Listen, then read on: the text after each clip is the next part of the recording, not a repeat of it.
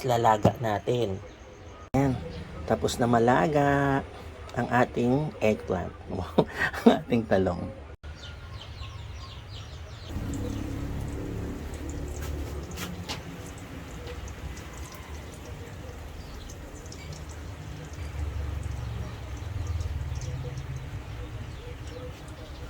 Maliliit lang yung talong natin. Ano?